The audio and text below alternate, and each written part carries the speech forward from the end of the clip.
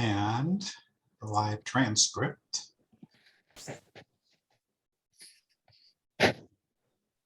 Okay, so good morning, everybody. Thanks for joining us again this morning. Give me just another second here.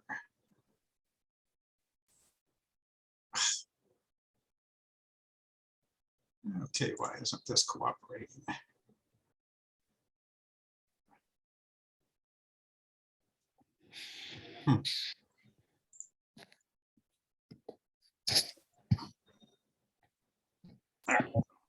Okay, so good morning, everybody. Glad you could join us today.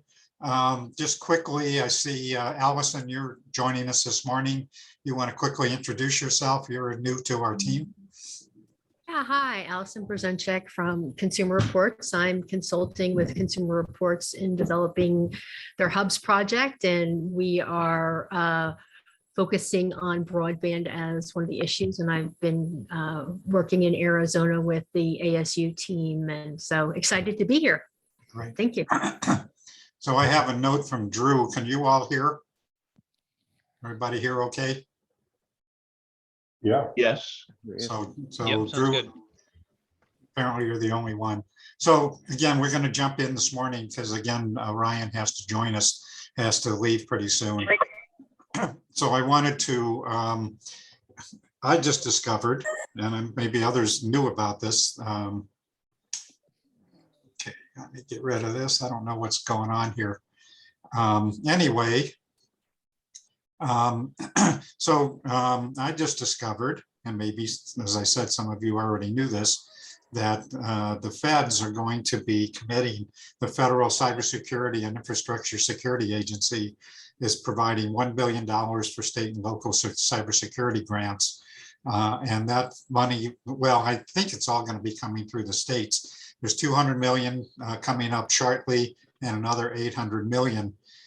And so Ryan is joining us this morning, and he's participated with us in the past, is the Deputy Director and Deputy State Chief Information Security Officer with Arizona Department of Homeland Security with their Cyber Command. And so he's kind of the guy who's going to be dealing with that funding. And so so Ryan has agreed this morning. He does have to leave fairly soon. So we're putting him on the agenda first to talk about that funding, where Arizona might be going at this point and so forth. So with that, Ryan, I'm going to turn it over to you. Yeah, awesome. Thanks, Dave. Appreciate it. Thank you guys again for having me back. So short version, and I'll be quick about this. For those that aren't aware, this is coming from the massive infrastructure bill that was passed last year. Essentially $1 billion over the next 4 years, starting in this fiscal year. Unfortunately, we still have not received the notice of funding opportunity or the grant guidance for this specific section of the IIJA or the infrastructure bill. But at least at the high level, what we're looking at here is, like I said, $1 billion over the next 4 years. But unfortunately, that's spread across 50 states, and there's some interesting strings attached.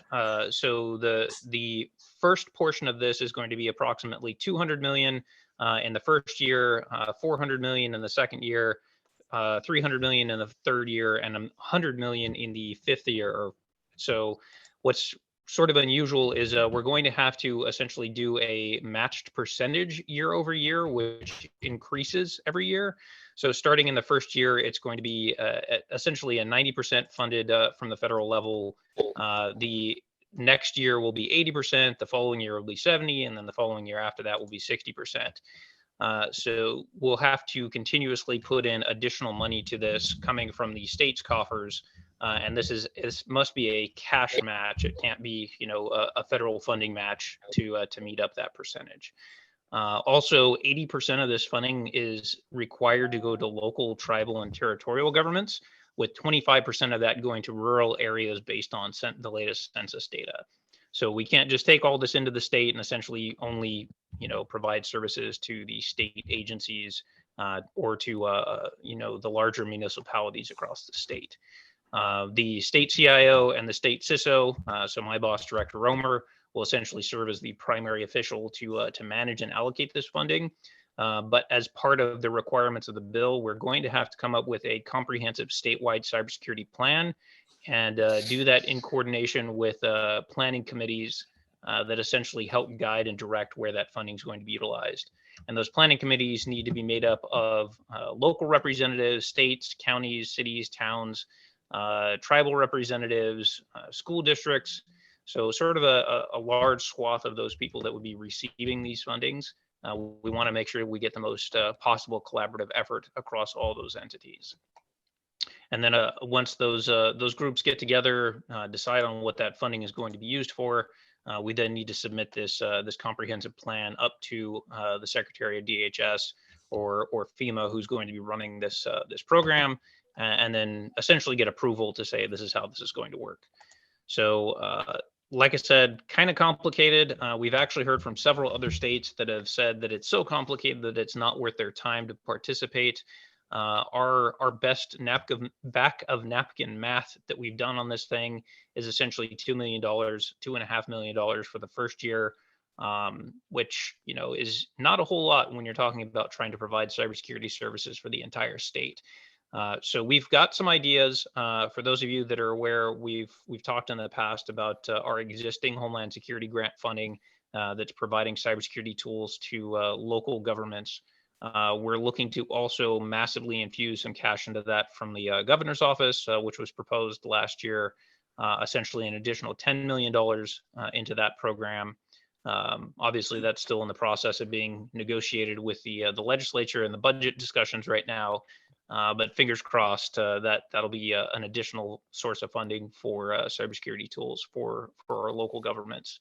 And then also adding to that K through 12 school districts. But with all that being said, this additional $2.5 million decreasing year over year over the next 5 years is not going to do a whole lot in the grand scheme of things.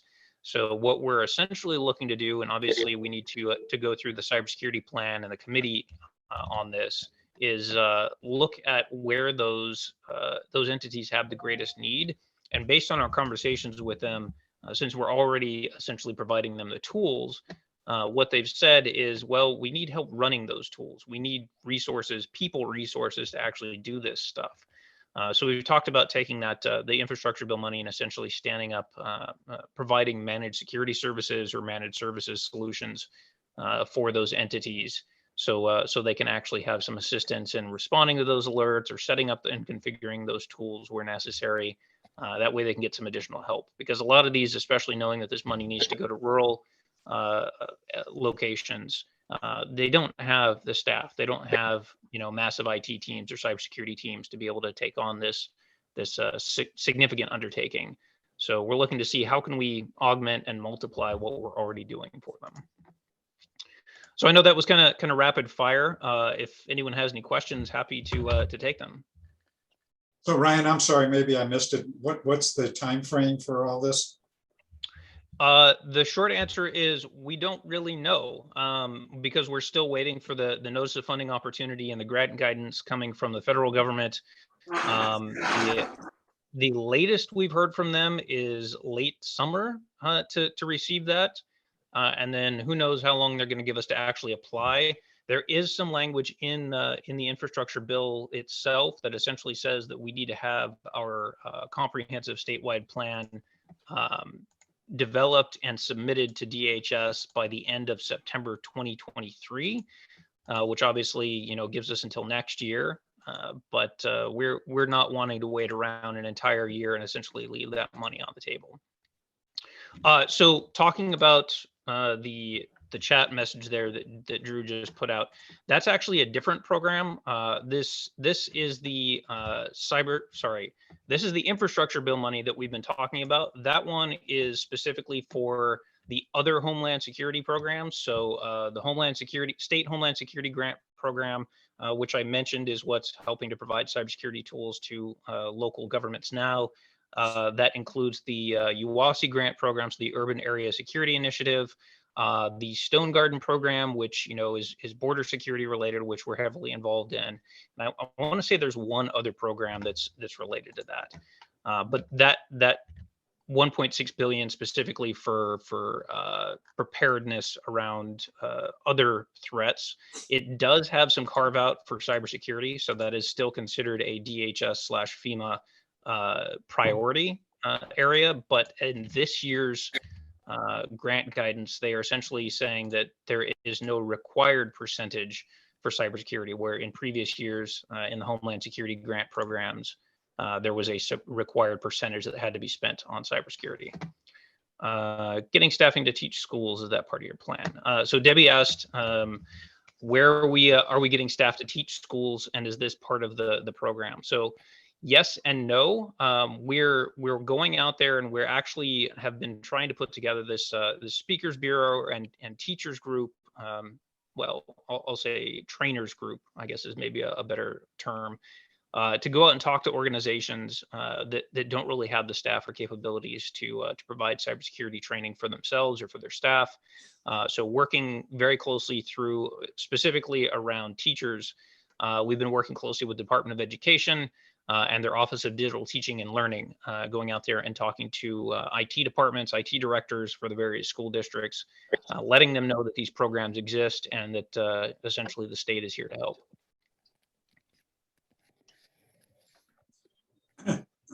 Excuse me. Lindsay had a question.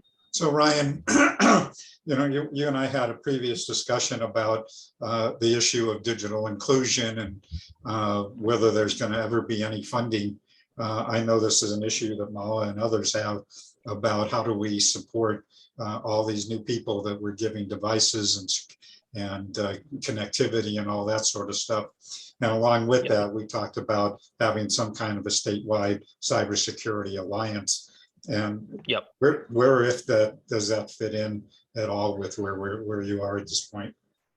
So at least when it comes to these funding opportunities, it won't really cross over, right? But this is still something that's absolutely on our roadmap. For those that were a partner to it, it was 3 years ago now, the governor's Arizona cybersecurity team.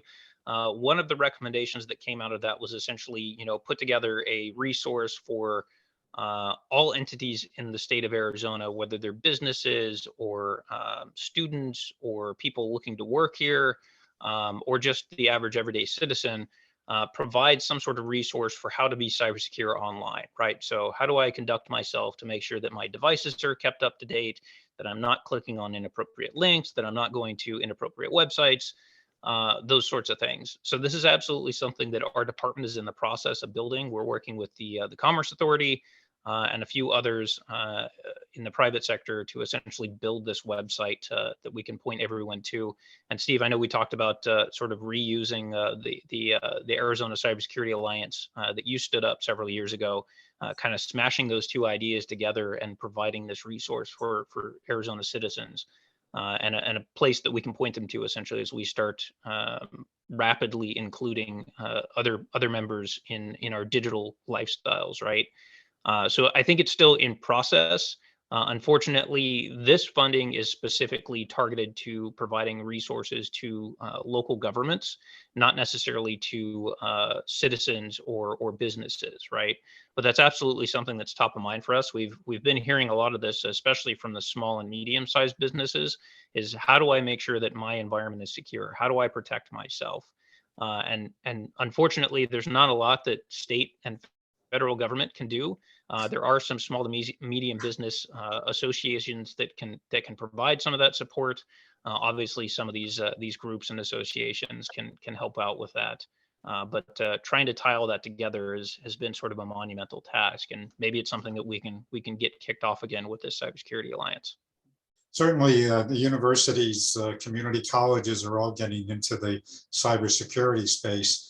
Mostly focused on, and I won't say all, mostly focused on training students in cybersecurity. But it seems to me that there's some real potential for resources and collaboration there. Yeah, absolutely. And fortunately, we've been at least on the workforce development side and talent pipeline development side, we've been working really closely with those universities as well as the Phoenix Chamber Foundation and trying to talk to those entities to make sure, one, that they're actually training and teaching curricula that makes sense for when they get out of school, that they're essentially ready to hit the ground running when it comes to joining the workforce. Because we found a lot of people over the past few years essentially want to be cybersecurity experts, and then they get out of college or high school, and they essentially have no tools or training for us to actually start putting them to work. So we have to then retrain them to actually get them, functional. So trying to sort of shift that left a little bit in the learning process. So the high schools are starting to teach a bit more about the exact things that we need when they get into the workforce, and then same with the universities. Other questions for Ryan? Yeah, this is Lindsay Dietz from Maritime Alliance for Community Health Centers. I guess that, I keep asking the question if there's any possibility to include the community health center. We have been doing a lot of work, with this grant, the Health Center Control Network around cybersecurity. So now that we're moving patient engagement and the technology usage, at the health center level, are there any plans to bring them to the table and maybe, just try to be part of that, the development of that plan or comprehensive plan that you mentioned? So not that I'm aware of, at least on the private side of healthcare. I think that's what you were talking about. Most of that's going to be, like I said, focused on government entities. So working through our health services department for any of that healthcare, like HIPAA concerns that they might have. But the private sector entities in the healthcare space, they haven't really been asked to join that conversation. Partly because, like I said, it's mostly focused on supporting government entities at this point. So Ryan, you guys have a set of tools that you're using and supporting the Arizona Department of Education. Can other, like Lindsay was asking, can other nonprofit organizations take advantage of that too, or just government agencies? So at this point, it's just government agencies. The money that we have from both the State Homeland Security Grant, the UASI grant money is specifically targeted to supporting state and local entities, government agencies. We don't really have anything that supports nonprofits or private sector entities at this point. Ryan, this is Mala. I have a quick question about supporting CIPA, the Children's Internet Protection Act, which all schools and libraries are supposed to follow, but we are not funded to do that.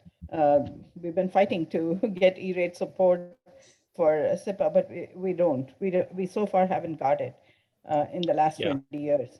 So I'm wondering whether this funding that you have, could it be used to support CIPA? So not directly, but some of the tools that we're providing might allow school districts or local education agencies to be able to better protect their environments, to help prevent children or students from going to places on the internet that they maybe shouldn't, to meet those CIPA requirements. We're also working closely with, like I said, Department of Education to ensure that both CIPA and FERPA are taken into account as these tools get rolled out into their environments. But there's unfortunately not funding specifically for ensuring CIPA compliance, unfortunately. I know Kajit has been doing that for the hotspots that we lend out using ECF monies. I don't know if in the plan, the statewide plan, we could include something like that, to ensure compliance both, for the hotspots as well as for the regular connectivity in schools and libraries.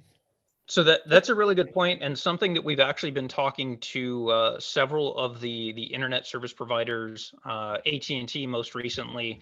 A lot of them are starting to build these hotspot devices or wireless devices with the security stack built into them, right? So that way they can be monitored, they can block inappropriate websites to help meet some of those CIPA requirements. So those conversations are happening, just probably not as part of the discussions around this funding. Thank you, Ryan. I'd really like to be included if possible. For sure. Yeah, definitely. As we start down that road with those vendors, we'll make sure that we pull this group into it. So Ryan, I think it's our intent that we want to create a cybersecurity team that would hopefully can collaborate and provide input to you on the other side of it, which again, doesn't relate specifically to your funding, but to deal with the whole digital inclusion piece. Yeah, absolutely. And I think this is the right venue for it, right? There may be other parts and, kind of touching back to the infrastructure bill funding that's coming. And again, timely that we're spinning up this task force with the governor's office this week. There may be some additional venues for us to talk about that, because obviously a big part of the infrastructure bill is about increased broadband activity, access, digital inclusion, and then trying to marry those two together when we're talking about cybersecurity and protection of those devices. So I think there's definitely some opportunities to continue that conversation. Okay. And yeah, I do just want to point out that Paul mentioned that E-rate support for SIPA has been a decade-long discussion. It's really unfortunate that E-rate has not really kept up with a lot of the other federal grant programs. There's not a whole lot in there that can be used for cybersecurity and protection. It's almost entirely focused on providing technology, and they just haven't really kept up with that ability to meet that cybersecurity need as part of that, which is, it's unfortunate. So we just have to figure out another way to do it. Okay. Thank you, Ryan. I know you need to run to another meeting, so appreciate you jumping on last minute to provide us an update this morning. Yeah, absolutely. And I'll throw my email in chat if anyone else has any other questions or wants to connect with me later. Feel free to shoot me an email. I did get some direct messages, and I know there's a few of you that are interested in talking more in depth about this. So feel free to shoot me an email, and we can always connect afterward. So Ryan, let's you and I get together and kind of talk some more about how we can best collaborate together. I know you're busy, but let's kind of talk about this. Yes, sir. Sounds like a plan. Great. Thank you very much, Ryan. Appreciate it. Awesome. Thank you guys again. Have a great rest of your morning. Bye now. See ya. Okay, so moving on to the agenda this morning. So just a couple of quick things. We are meeting on the 20th and 27th. Of course, no meeting on July the 4th. And then, as I mentioned last time, I'm planning to be on vacation from July 11th through August the 10th, although I am planning to have these meetings and perhaps some other things while I'm away. My thinking is that I'm going to go to every other week while I'm gone, unless anybody has any issues or concerns about that. So I will look at my schedule and send out meeting notices. Any questions about that? If not, let's move on. So at the last meeting, we had some discussion about some future planning for AZBSN. As a follow-up to that, I am trying, and it's like pulling teeth, to get a meeting of our leadership team to come together and kind of take a look at where do we go from here. And so as soon as I can get that team together, we will have a meeting and then come back to this group and share our thoughts and so forth. So just wanted you to know that we are kind of following up on that. Next thing is that maybe Drew and Mark, if you guys, I saw some email this morning that you guys have been talking that we were considering doing some kind of a workshop for this group, specifically about the IJAA funding. And so Drew and Mark, do you want to just chat briefly?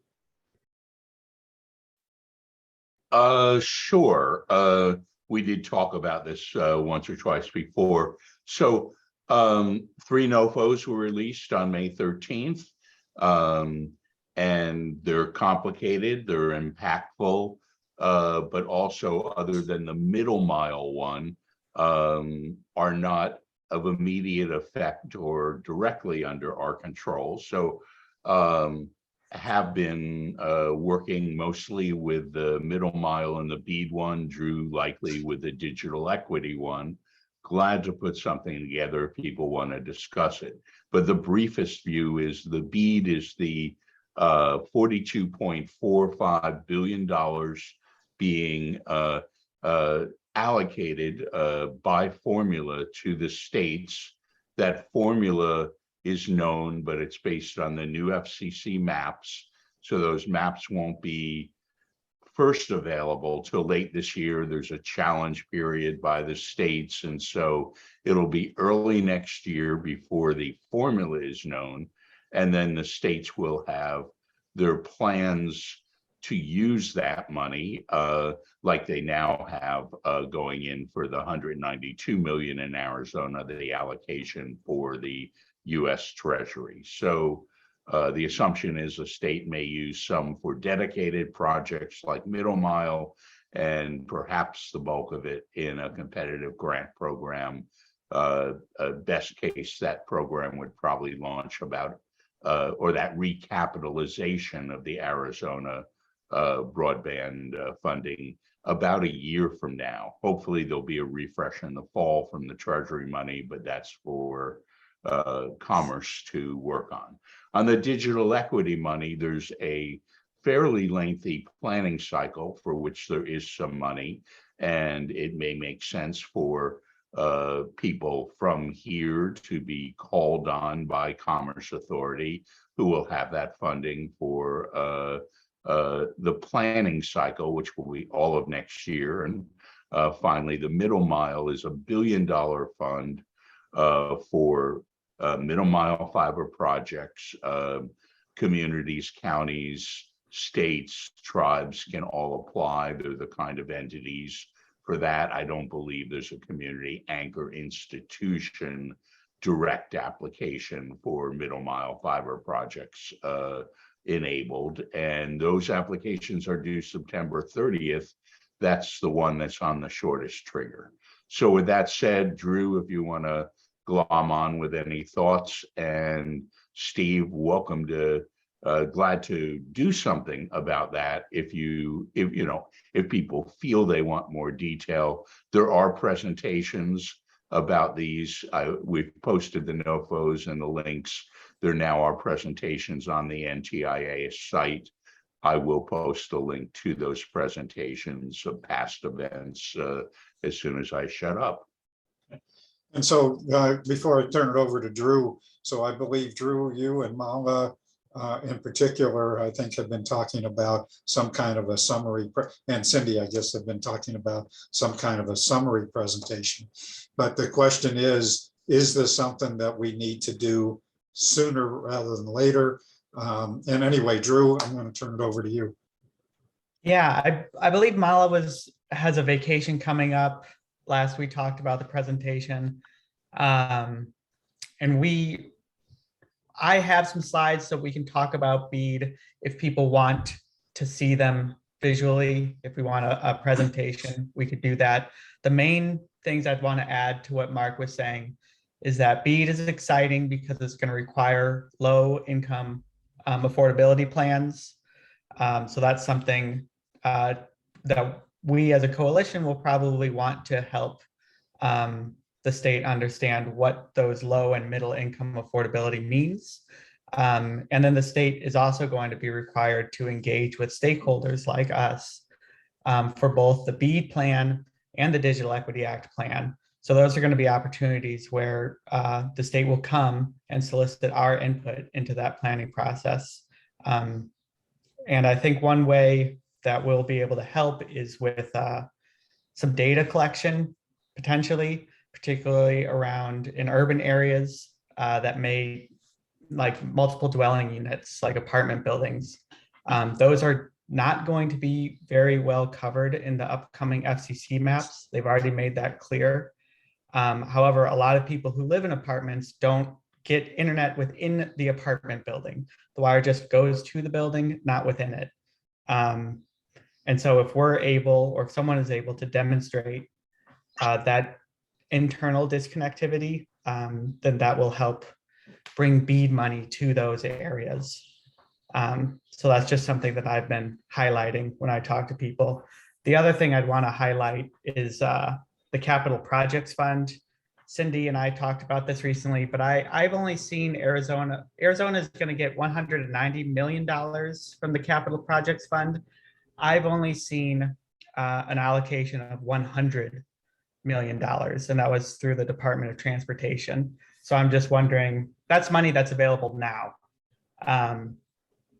And that's something I think we should talk about, unless that 90 is already spoken for. I'm unaware of what's going on with it. That's my update. Okay, so the question is do we need to do more in-depth discussion about this and have a separate meeting about this? And is it something that we need to do, in the next few weeks, or wait until I get back from vacation, or what are people's thoughts?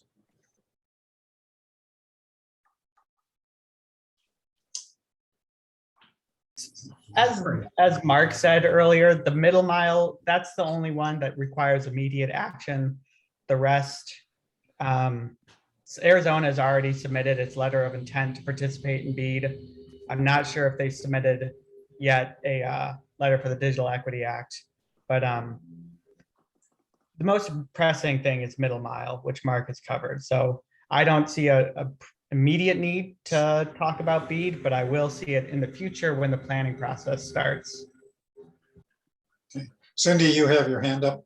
Yes, and I've had a few conversations with Erin, and she seems to feel like they got their NOFO in, I guess, for BEAD earlier than necessary. It sounds like they're in giddy up mode, and at least in term, they're not like standing on ceremony waiting to start thinking about how they're going to do community outreach and all the other pieces. So I got the impression from her that it's going to be more escalated than maybe the timeline appears in the NOFO. So just to have that in the back of your mind. Erin isn't here today to speak to that, but that's the impression I've been getting. Okay. Any other thoughts or comments? Well, I think that unless people have any objections, I'm going to postpone doing any kind of a workshop. In the meantime, we will share. So Drew, you have slides. Mala, are you and Drew kind of collaborating on that? What's the status with that?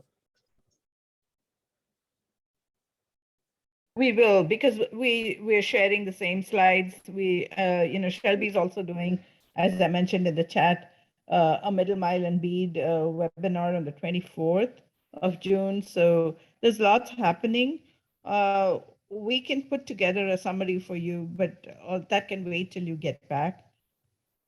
So why don't we do this, if you guys could help, is to, as you indicated, there's been a number of organizations who have been doing webinars and so forth, plus what you guys are working on. Maybe we can do a separate email announcement and just kind of listing to maybe share the slides that you guys are working on and a listing of the different organizations that have done webinars. There's some great stuff that's been done already. And that was part of our discussion, is do we need to do our own, but maybe we can do that more quickly and then have our own kind of thing in a few weeks. Does that sound like a plan? Yep, I think we can do that. Because all the slides are available for everyone to see. Most of these places are not requiring that you be a member, or you can view them. Yeah. So a summary would just mean what are we doing in Arizona about it? Sure. That's that, and that we are still kind of waiting to. Okay. All right, well, Drew, how about you and Mo and I kind of talk about this and figure out how to best proceed. Okay, Yeah, I just posted an existing slide deck and video presentation about the NOFOs from NDIA. That's good. You can view it now. And then I also posted a link to an upcoming June 24th webinar from Shelby that will also cover the NOFO. So there's plenty of resources going around already. Yeah. Links in the chat. great. Thanks, Drew. So anything more about this at the moment? So if not, let's just jump into our updates, and hopefully we'll still have some time to hear from Nicole and Cindy. But I know Jeff's not here this morning.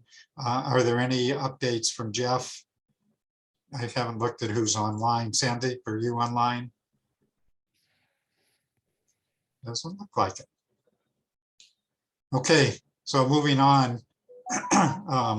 So Mala, do you have anything else that you want to add at this point? I will just keep it very short. As far as, the one new thing that I noticed in this last week is that the Universal Service Fund contribution had been announced by FCC. It has increased to 33% for the third quarter. It was 23.8 in the second quarter and 25.2 in the first quarter. This is the contribution that FCC requires all telecommunication companies to pay. It's a percentage of their interstate end user revenues. It's that little line item we see on our telecom bills, the charge that is made. So this is the third quarter contribution factor.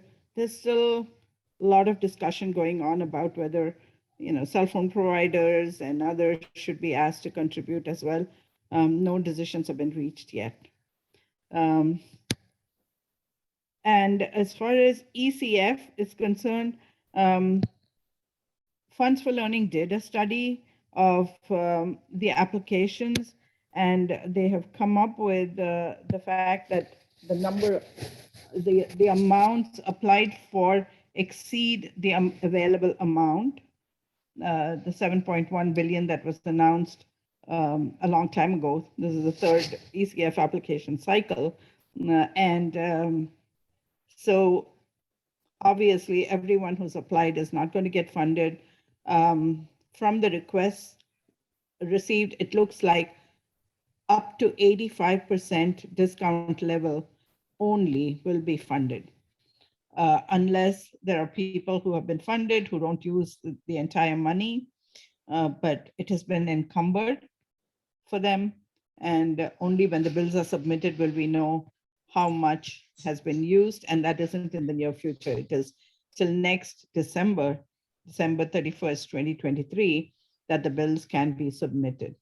So right now, as of now, only discount levels up to 85% will be funded in this third ECF application. ACP, we had about 270, we are at 270,000 households plus that have been funded versus the 12.2 million nationwide. This is the 270 point has been 70,000 households have been funded in Arizona. About, again, around 4,000 during this week. Back to you, Steve, unless there are any questions for me. Okay, any questions for Mala? Yes, Mala, Paul here. With the ACP program, do you know if anyone's doing any analysis in terms of where the people are who are getting subsidy for ACP? Yes, actually on the ACP tracking website, and I'll put the claim trackers on the in the chat as soon as I'm done talking. They do an in-depth analysis by zip code. The unfortunate part is the zip code is not a complete zip code, so they don't go up to the last digit, I think, but you can kind of sort of tell which areas are being funded within Arizona, knowing the Arizona zip codes, we can kind of sort of tell. But again, it doesn't go up to the household level. It won't, for privacy reasons. Well, no, I understand not going to the household level for privacy reasons. But the zip code is, I would hate to say it, it's almost useless. It's a nice to know, but it's not as detailed. And especially when you've got ACS data that is to the census tract and to block. And I think it has to be, any sort of analysis should be aligned to the ACS. So that way we can do an overlay and actually Right. start to really make some informed calculations about the data. And I mean, the fact that ACS can do it to the census tract, I would think that ACP could be done to the census tract. And that would be far more useful, I think, for everybody in the industry, both private and public, to help us all. I agree with you, Paul. But I don't, I know that that's not what we have. That's the data. We don't have that kind of data. Okay, well, maybe I can find, you can point me in the direction of somebody who's managing the ACP program at the federal level, because I'd like to get their ear on this point, because I think it's a good point for us to try and make. I think you have Lyle Nishita's contact, don't you, Steve? He might be the best place to start to track this. Yes. Okay, all right, thank you. Okay. Holly, are you online? I don't think so, but maybe. I am. Oh, there she is. I don't have anything to add. Okay. Either. And Nicole, we're going to hear from you shortly, so I'm not going to do that right now. And Janet, I know you're online. Good morning, everybody. I'm up in Flagstaff here for the Arizona Rural Health Conference. And this fire is really awful. I want you to know it's really kind of frightening that I can see so much smoke here in town. And yesterday we were playing with horses and feeding them carrots. And today everybody's evacuating from northern Arizona, north of Flagstaff. But I want to just share a little bit about the meeting today. Jeff fortunately sent me a couple of slides because I have a quarterly meeting of our Telehealth Alliance. And this is a group that started out as the users group of our charter sites 25 years ago, our charter telemedicine sites. It has grown into a statewide telehealth alliance that has a large following in northern Arizona, southern Arizona, and then a smaller group from Maricopa County. And these are folks who are experts in telehealth, who are practitioners in walking the walk and sharing best practices as well as solutions to their challenges. So I look forward to sharing what I learned today at our next meeting. I would also like to I put a note in chat saying that, these are the folks that we really have done some great grant writing workshops for. As soon as we are all more informed and have a clear understanding of IIJA, I would like to once again host some grant writing workshops, some real nuts and bolts stuff, and help people who really do want to go for some of that money. The other note that I put in chat is I would really like to have us consider, Steve, doing meetings maybe twice a month or monthly, with getting some really great work done in between as work teams. And maybe I think meeting every Monday, maybe we've outgrown that in terms of having an effective use of our time to work on all these great projects that people are doing. But and I concur with that, Janet. I think that's something that we should definitely move towards. Yeah. Well, thank you. That's my report. More next week. Okay. Anything else? Janet, do you want to say anything about the Pima County telehealth project? Yes, that's really exciting. We're very fortunate that we've been able to work with the libraries and come up with 2 pilot sites to connect people in their hometown to the technology that they may not have access to, for the opportunity for our medical students and nursing students to teach library patrons how to take their own vital signs to get them connected to healthcare is a really great model. So we're having another meeting this week, and we'll be kicking off our 2 pilot sites later on this summer. And also another project, which we haven't talked about much, but both Mala and Dr. Kim Shea, who is on our team, are also working with the chapter house sites up in Northern Arizona and a group from NAU who are doing the same type of pilot to be replicated across the Navajo Nation. And what they've done is chosen some of the same vital sign monitors that we're using, which would be great. That'll help our healthcare navigators and digital navigators teach people how to use them and support the use of that technology that they are also incorporating as part of their grant. A professor at NAU is doing liver scanning using some great technology that they came up with. So there's a lot happening both in Northern Arizona and Southern Arizona. And the whole idea is that we can maximize all these routers and technologies that we've been investing in, that Mala's been putting into different libraries, so that as the Pima County Health Department and other mobile health programs travel to rural library sites, they can be connected to the internet when they're there. So the stars have really lined up on being able to put technology and connectivity into the hands of people who may not have access, but now they sure will through their local library. So it's a really exciting project. And Mala and I look forward to giving you a full report later on in the summer. Great. Thank you. Thank you, Janet. As always, you do great work. Steve, real quick on that, to Mala and Janet, Pima County did a listening session in Ajo on Saturday. It was fabulous, and telehealth came up, and they're very excited about you coming out in October, I believe. And Daniela, the librarian, was there to describe it for us. So it was a really good event, and so it was really good to see some movement in Ajo. Thank you so much. Okay. Thanks, Lee, for reporting back on that. And thanks, Janet, for all that update that you did. The Navajo Nation NAU project is still in the pipeline. The data collection and the project actually goes live only March of 2023. So there's a lot of time, and we are really excited about the anti-cancer or the cancer prevention, liver cancer prevention program, both with the Navajo tribes as well as the Tohono O'odham tribes. The incidence of liver cancer in those areas is almost the highest in the country. So NIH has funded this project to do a research on how it can be prevented. So all the nitty-gritties are being worked out right now, and we are trying to connect it to the Navajo Nation through our broadband project. They want to do it in 16 of the sites. 9 of those sites have already been connected by fiber already.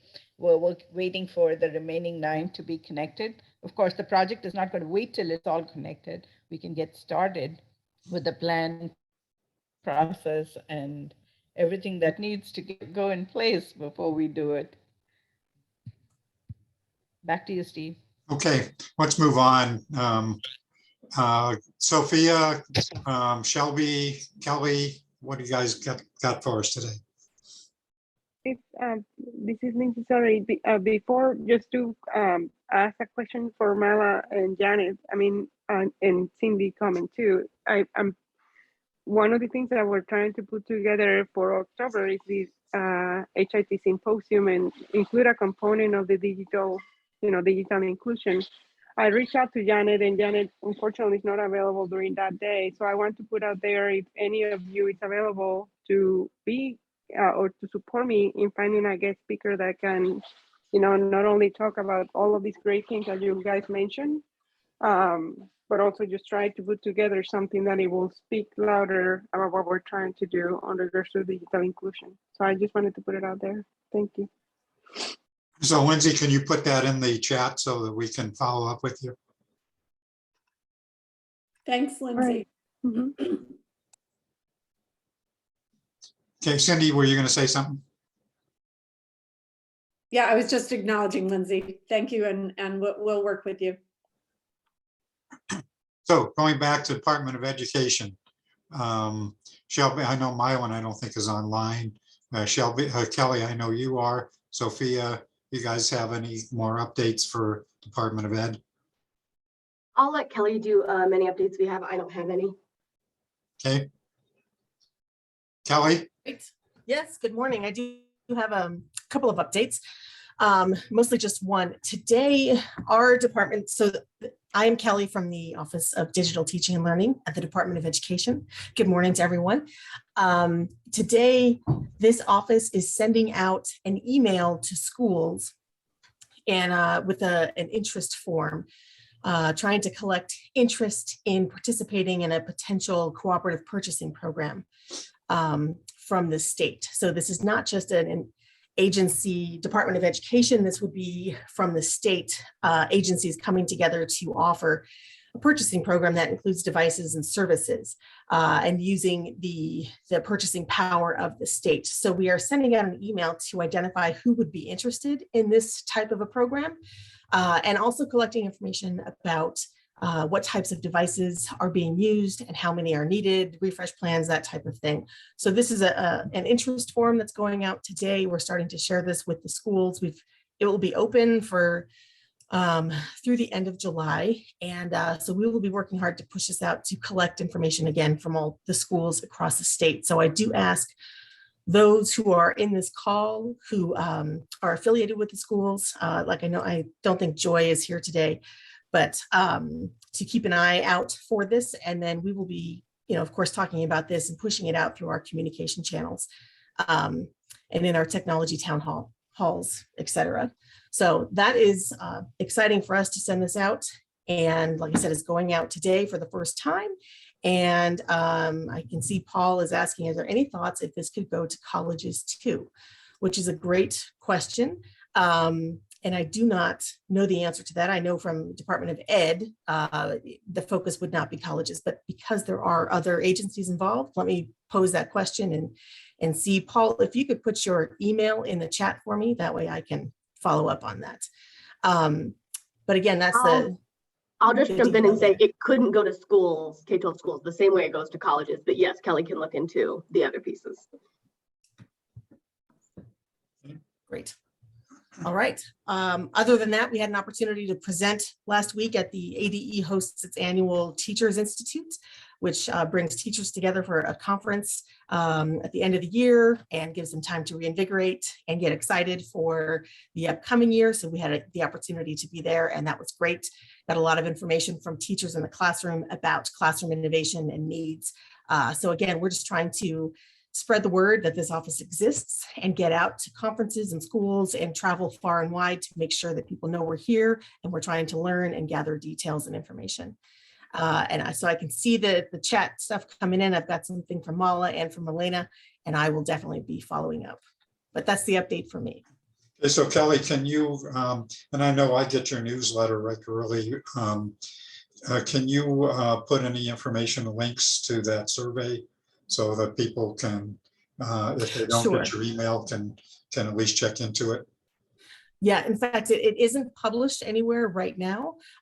So I will selfishly actually put a plug in, because once it does go live, we will put it in, let's see, in LinkedIn. We'll put it out. That will be the one public place, I think, and possibly on the website. So for now, I'm going to plug our LinkedIn site in so everyone can take a look at that. And then perhaps next week, once it's gone public and I have links that I can share, I can do it then as well. So Kelly, you guys did an assessment with the schools several months ago. Is there any plans to do any more of that? Is that similar to what you were just talking about, or is that a different thing? And what were the final results? I mean, I know we don't have a lot of time, but can you make any comments about that? Yes, so the plan is we did do that assessment in November, and that helped us to establish our baseline understanding of where schools stand in the state with their current practices and resources. How many devices do they have? How are they using them? What do they need? And what are their goals? So that helped us establish that baseline so that we know where they are and where they want to go. Now the goal is for us to do this on an annual basis, if not biannually, so that we can then track the progress and measure, establish KPIs and measure the growth to see what direction we're going in, and then help us also identify what the biggest needs are. This particular interest form, again, is gathering interest to see if schools would like to participate in a potential cooperative program that might have better purchasing power. We know that schools have a lot of consortiums, purchasing consortiums, and so again, we are trying to leverage what the state has access to. Again, the goal here is supporting the schools. Funding is so very limited. Staff and funding is stretched so thin. So we're just trying to see what else can be put together that would essentially give everyone better bang for their buck, but also better services and training. So we have a number of things. We've got the assessment, and then we've got this interest form, which will give us more detail as far as the here and now, where schools are and if they would be interested in this. So hopefully that answers your question as far as the assessment. It is also published on the website. I will plug that in because I certainly have that link as well. So Kelly, do you remember offhand what the percentage of people responded to that survey? I do. It was 21%. So 21% across the state. And we did have at least one response from every county. So every county is represented in that. I'm going to put a link in the chat that takes you to our homepage. And if you just scroll a bit, you can see the strategy and you can see the full assessment analysis. I'll also put a link in for the dashboard, which is interactive, and you can filter by county to see results, which is pretty fun. Okay, thank you. Hey, Kelly. Oh, go ahead, Sharika. Hi, Kelly. It's Sharika. So I know this may be a futuristic question that I have in regards to, if you get a large number coming back saying, yes, we want to be part of the cooperative, would there be, because I know, with working for the city, I know how our contracts are and the state is pretty similar.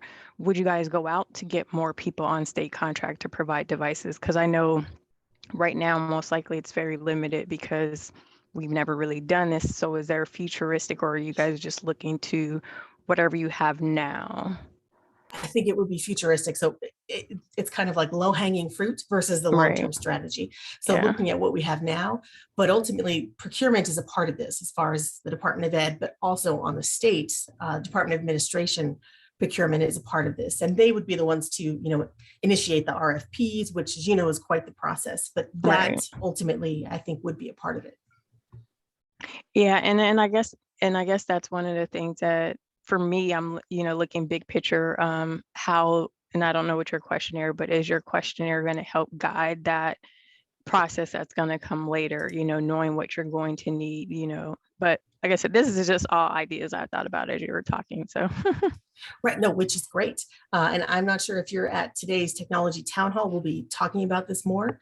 And so it's great questions, great ideas. And this is also a part of the process, is us learning what's needed and, what more we could be doing, because we need that external input for this process as well. Yeah, I'm gonna try to be there today. Right now it's on my calendar. Hopefully no one bumps it, but. All right. Well, I look forward to seeing you there. If not, All right, we can catch up and I'll update you. Okay, thanks. Thanks. Okay, moving on. Leah is not here today. Derek is not here. Have anybody from Sun Corridor today? Don't think so. Okay, Rory, are you online? I know Wes isn't here. Are you online this morning? Steve, I'm here. This is Gabriel Lopez. Oh, I'm sorry, Gabe. Go ahead. Hi there. Sorry about that. I had a slow hand go up here. Yeah, I'm sorry, Derek is not here this morning, but just a couple of brief updates regarding the Interstates program. We have the I-17 and I-9 projects. Those continue to be on track for completion late this year, early next year. So the planning process for those extensions into the communities is underway.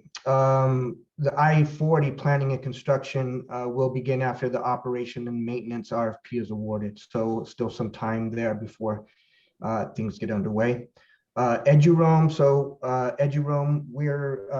we continue to have talks with interested party to roll out Eduroam where folks are interested.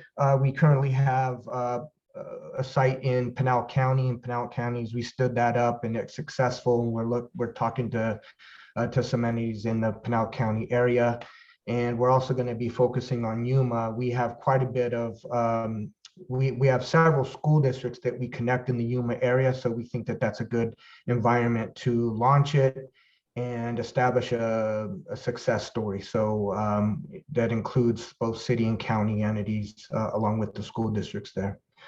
Last thing I'll share is that our CBRS equipment, we had an installation going late last week in Page, and it's nearly operational. So that will facilitate environmental data research collection and IoT and homework gap when needed. So that's all I have to say. So Gabe, I understand, and maybe I'm mistaken, and maybe you can't talk about it right now, that you guys are beginning to have a discussion about a strategic plan for the network. Can you talk about that at all? We're still in the middle of you know, that process, so I don't really have much to share there. I'm sorry. Okay. Thank you. I didn't want to put you on the spot there. All right, that's all right. Thank you. And I would just say, Kelly, thank you for that, sharing the news of that. I really like the idea of the large aggregated purchasing power. That's great. Thank you. Okay, thanks, Gabe. So Wes is not here. Rory, are you online? Okay, so we had scheduled today to have Cindy and Nicole give us an update on what's happening with digital inclusion.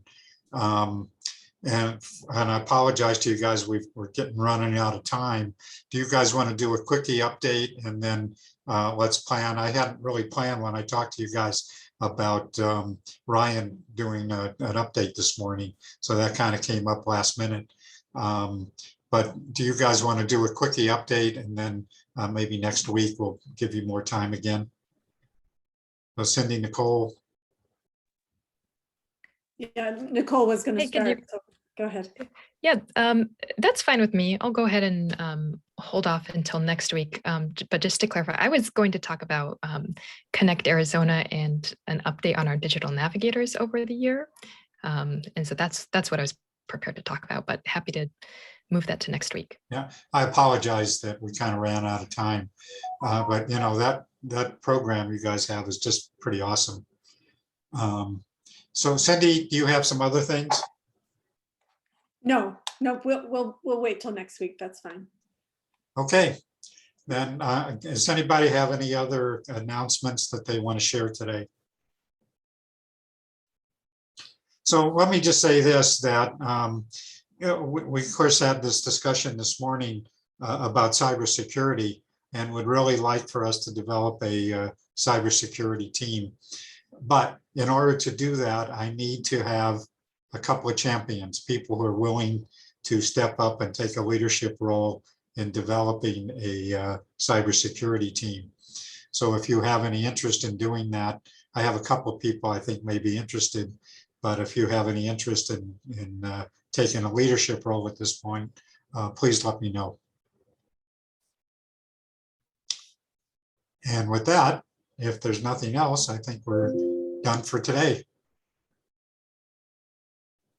Anything in the chat that I need to know about?